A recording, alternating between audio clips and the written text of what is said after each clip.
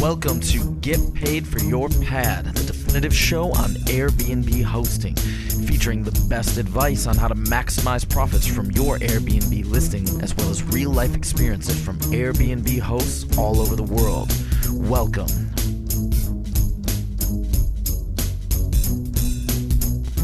Get paid for your pad. Get paid for your pad. Get paid for your pad. Get paid for your pad. Get paid for your pad. Get paid for your pad. Are you spending too much time managing your Airbnb guest communications? With Aviva IQ's easy-to-use automated messaging service, your guest communications go on autopilot so you can go back to living your life. Get your free Aviva IQ account at www.avivaiq.com. Welcome to another episode of Get Paid for Your Pad. And I want to start this episode by apologizing for not being able to publish an episode on Monday. And I'll explain why. But first, let me welcome Nicole Prentice-Williams, who's going to be the co-host of this episode with me. Nicole, thank you for joining Jasper. me. How are you? Yes, absolutely.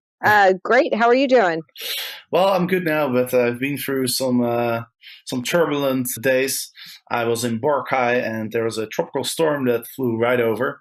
And basically, for a couple of days, the island was completely flooded. All the roads turned into rivers. I couldn't really go anywhere. The internet really didn't work at all.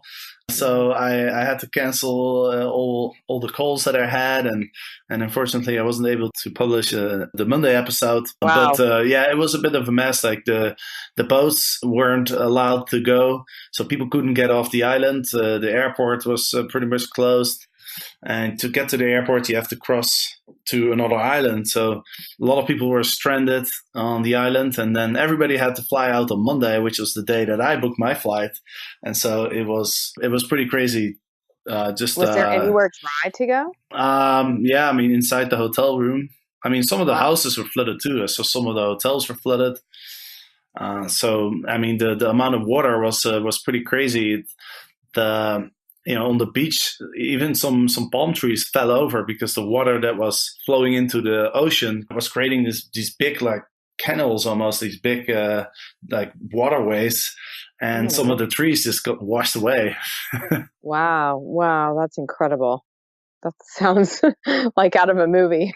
Yeah, it was kind of challenging and exciting at the same time because I've never witnessed like floodings like this, and and nobody got I don't think anyone got injured on the island. Some other places in the Philippines, the effects were a bit stronger. I think there was a few people who drowned, and lots of people were evacuated and stuff, but it wasn't as bad as expected. It didn't turn into what they call a super typhoon, which what they were worried about at first, and a super typhoon can really do a lot of damage.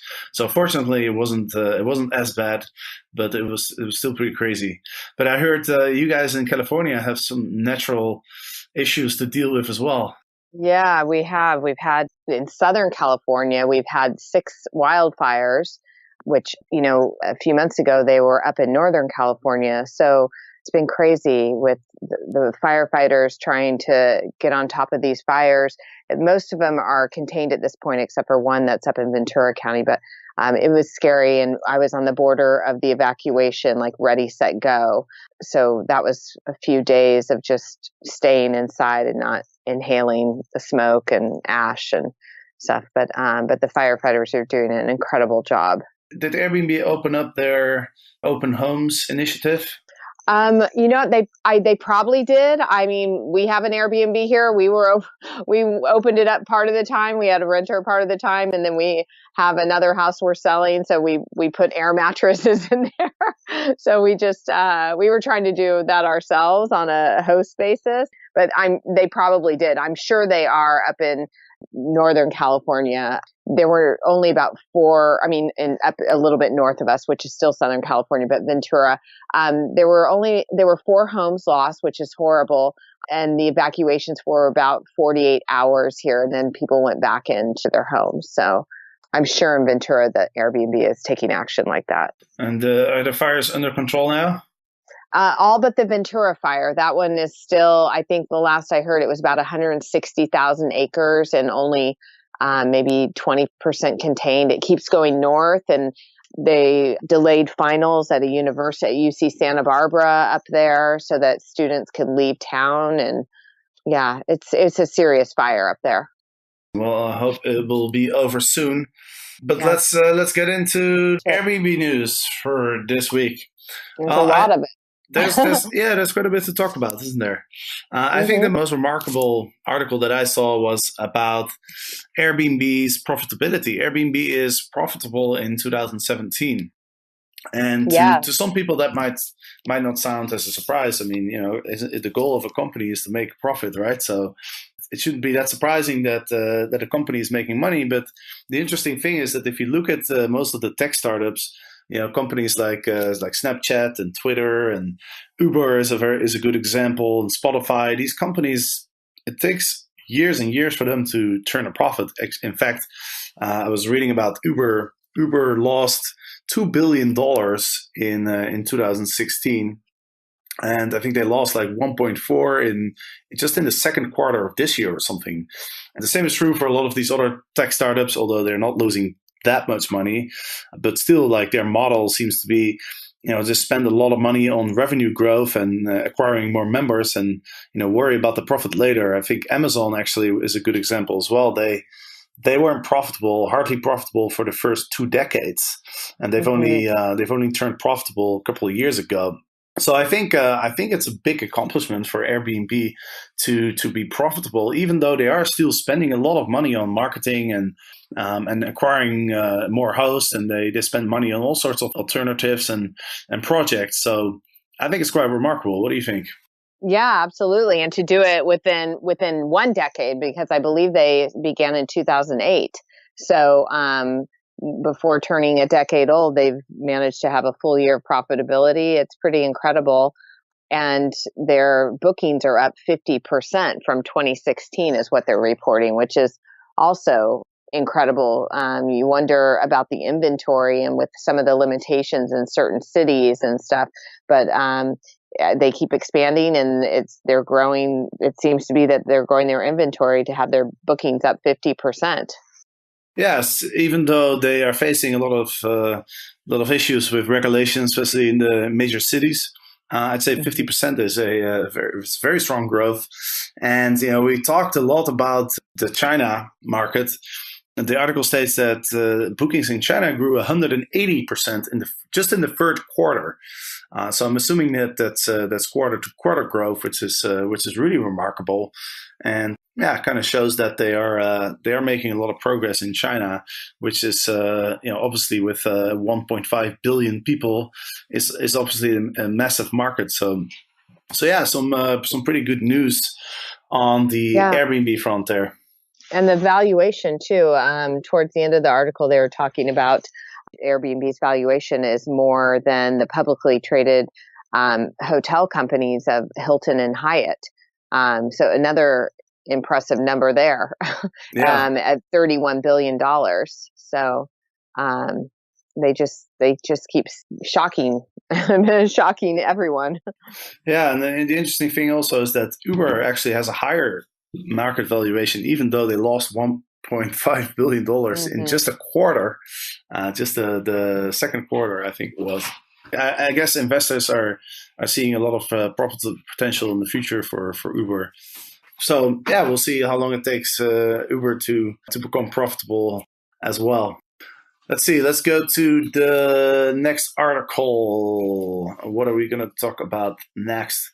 The new housing projects that Airbnb is working on. They've partnered with a big real estate company. They're building a big building in Florida, and this building is going to be designed specifically for Airbnb hosts. The regulations will be such that people will be allowed to rent out for 180 days a year. And the requirement is to share some of the profit with the landlords.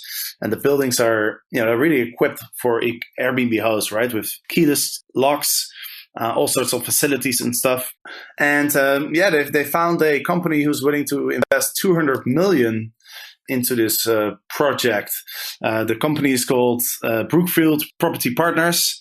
They're putting 200 million into new apartments, and they will be called Niido Powered by Airbnb. So this might be the future of housing. Yeah, I mean, talk about finding a workaround. That's amazing. I mean, they're having problems with the tenants and landlords and HOAs, and in here they go and have a building that's an Airbnb building now, and it's really incredible. I was surprised, and I'm interested. I'm going to be watching it to see how that works and what kind of occupancy they get, and what kind of numbers they report on that. That's really a fabulous workaround, I find. Yeah, and of course, Airbnb partnered with Veritas, which also owns a lot of buildings in the San Francisco region, I thought, and they have 13,000 units that are eligible for short-term rentals as part of its Airbnb Friendly Buildings initiative. Which is, I think those buildings those apartments are all managed by Pillow, the property management company in San Francisco. And, this is a similar program, right? Where the hosts share some of the revenue with the landlords. And, I think it's great because the article also states that a lot of people are having issues paying their rents, because the rents got so high. It states that 46% of millennials who rent their homes are what they call rent burdened. And the definition of being rent burdened is that you spend more than 30% of your income on rent. Yeah. So, a lot of people are kind of struggling to be able to pay their rent. And I think that's one of the biggest win-win situations I think that you can think of between landlords and renters, where the rents are increasing, and for those landlords who are struggling to find renters, they can if they allow people to use Airbnb, then it makes it easier for people to pay the rent, and so that means that people will probably stay in their units longer. And I imagine for landlords, having when people leave and you have to find a new renter, that creates some cost. You might have a vacancy for like a month or two. So I think this is a win-win situation for landlords and tenants. And as you mentioned, there's been a lot of issues because 99.99% of leases do not allow for subletting. There's actually a quote from Sean Conway. He's the CEO of Pillow. So shout out to him. He's mentioned in the article, and he manages the Veritas Airbnb rentals. And so he also says, these leases they were all put up decades ago before Airbnb was even around. So when those leases were written up, they didn't think about even the option of doing a short-term rental. So it's definitely something that needs to be a new way for landlords and renters to work together to make home sharing possible. Yeah, I completely agree. I mean, a lot of those leases are antiquated, and landlords need to think about a new way of doing this. And I believe in the argument that when you have an Airbnb, it actually helps sometimes the value of the property, because you're not leaving somebody in there for decades and then you have to, the value of the property is going down because you're not keeping up with the upgrades. I mean, when you have an Airbnb rental, you're keeping it current, you're keeping it at the top of its game so that you can have those good reviews and also have high occupancy. So I think there definitely needs to be a rethinking of short-term rentals for these buildings. And maybe this building and the buildings to come from Airbnb will be the wake-up call for that. Yeah, I see a lot of people in the different Facebook groups that are out there talking about renting more units and putting them on Airbnb. A lot of questions from people who are saying, like, how do I convince my landlord to allow me to do Airbnb? Or even people who are currently renting and they want to rent out when they go on holiday or they're out of time for a while. And the question is, like, how do you approach landlords if you want to rent out on Airbnb? And I think I think emphasizing the benefits for the landlord, right? The things that we mentioned.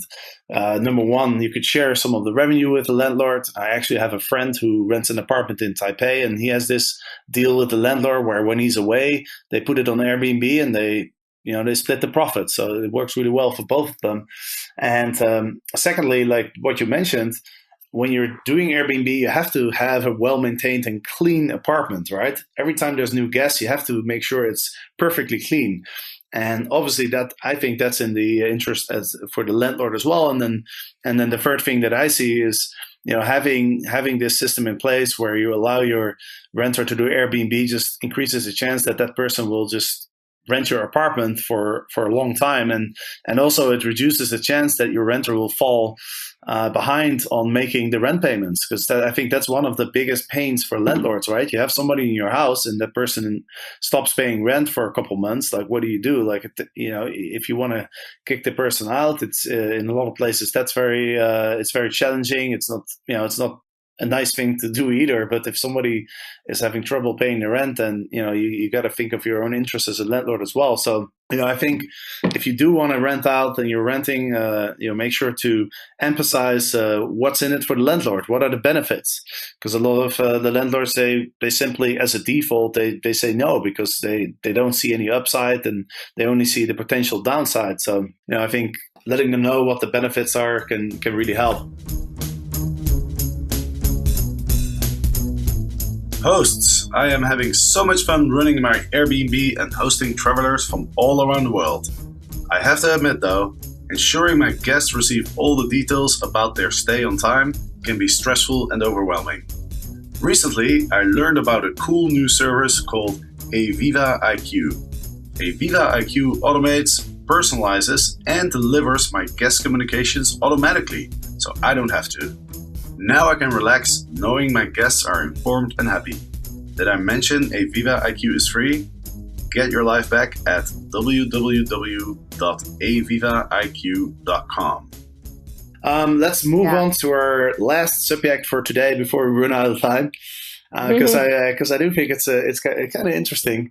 Airbnb released some projections for 2018, and this is based on the bookings that they have already received for the first half of 2018, right? A lot of people are making bookings for the first couple months of 2018 all the way up to July first half. And so based on those bookings, they have created some forecasts as to which are going to be the most popular places and which places are trending, so which places are going up relatively in percentage terms. So let's start with the top cities based on the bookings so far. And I wasn't surprised to see Paris on the number 2 spot, but I was kind of surprised to see 2 Japanese cities on the first spot and the number 3 spot. So Tokyo is actually number 1 and Osaka is number 3. That kind of surprised me. I guess maybe not Tokyo, but Osaka is surprising that it's a hot spot. I've been to Tokyo, haven't been to Osaka. Maybe now I need to go. Yeah, absolutely. I mean, if you would ask me what city gets more Airbnb bookings, New York, London, or Osaka, I definitely would have chosen New York and London. But New York and London are on the 4th and the 5th spot. I think the rest of the list, the number 6, Rome, then Orlando, Miami, Sydney, those are kind of the usual suspects. But then number 10, Lisbon is a little surprising too. Lisbon is now the capital of Portugal, a fairly small city compared to some of those other names. And so to see that city on the number 10 was a little bit surprising too. Yeah, I'm wondering if those cities are more progressive and have are more lenient with short-term rentals. I mean, that could be part of it. I don't know. Or there's got to be something there attracting visitors as well. And some interesting places in the trending destinations as well. So these are destinations where Airbnb sees the bookings up from last year. And on the number 1 spot, there's a city in Korea called Gangneung. I'm not sure if I pronounced it correctly. Their bookings are up 2,175%. And at first I was wondering why why is that? This sounds like a random place in Korea. But then, of course, the Winter Olympics are in Korea, and this town is located very close to where a lot of the events are being held. So that kind of explains why there's such an increase in bookings in that particular city. But then the number 2 also surprised me, Edmonton in Canada. I don't think there's anything special going on in Edmonton, is there? Not that I know of. Another place that might go on my bucket list now. I don't know. Maybe they're having great snow, more snow than usual. I'm not sure. Yeah, that could be. Number 3, Indianapolis in Indiana. And there's also Columbus in Ohio. So these are some cities that you not necessarily would expect in this list, I think. But there is also a place in Vietnam. Actually, there's 2 places in Vietnam on this list. First of all, there's Hanoi. I think it's the second largest city in Vietnam. I've been there one time. It's a pretty cool city in the north of Vietnam. That's up over 200%. And then there's also Da Nang. And Da Nang is one of the places that's high on my list. And it's a very popular hangout for digital nomads. It's very affordable. It's on the beach. Apparently, the infrastructure is reasonably good, the internet speed, etc. So it's a great place for people like myself who are homeless and need somewhere to live, and preferably where it's warm and on the beach, and preferably where the Wi-Fi signal is strong enough to record podcast episodes. There you go. So Da Nang has definitely spiked my interest. And then there's a few places in Brazil, Matinhos, Guarapari. I think these are also small beach resorts in Brazil. So some interesting places. Yeah, some places I've never heard of before. So I'm excited to check them out and possibly explore them. Yeah, absolutely. They also talk about the type of places that are trending, the type of spaces. The Nature Lodge is up 700%. And then there's a place called a ryokan. I think this is a Japanese type of home. I'm not sure exactly what it means. Then also the yurt and the RV are very popular in 2018. Yeah, I was more excited about this. It's a little bit more realistic for myself, and just, maybe not going to such exotic places and just getting in an RV with children. That sounds like it's something that might be more likely in my world. Yeah, you can take one to Burning Man. Yeah, exactly. Well, kids go there. Yeah, I could. Finally, to conclude this article, they also post the most popular experiences. And again, Lisbon is the number 1. There's an experience called Lisbon's Best Flavors. Now, I do know that the Portuguese people, they make some really tasty food. So I would definitely recommend people that go to Portugal to check the local delicacies. Then there's a secret concert in a treehouse in London. Raise a glass to prohibition in New York. And of course, the Hollywood sign. Walk to the top of the Hollywood sign in Los Angeles. Still haven't done that. A classic. I am going to do it by the next time I speak to you. Awesome. All right, so we're almost at the end of this episode, but I did want to mention there was a question in the Get Paid for Your Pet Facebook group that I thought was a really interesting one, and I've seen this question before in other groups as well, so I just wanted to touch on it quickly. And the question is about early and late check-ins. So a lot of times people request an early check-in or a late checkout, and the question is, do you accommodate those requests? And if so, do you charge for it or not? So let me ask you, Nicole, how do you deal with early and late check-in and check-outs? I typically will allow a few hours on either end, maybe up to 4 hours on either end, early check-in or late checkout. And if they want to do more than that, then I tell them they need to book an additional day. But I think there are other options too. And if you want them to pay for those 4 hours after, if you don't have any leniency at all, then you can request money from them without charging them in a whole extra day. But I think it's part of being hospitable. I mean, it happens when you're at a hotel. Sometimes they let you check in early or stay late. More times check in early. Yeah, no, I mean, that's what I have always done as well. So if my schedule allowed for it, which means that if it doesn't interfere with the cleaners and other guests checking in or checking out, then I always accommodated it as a complimentary.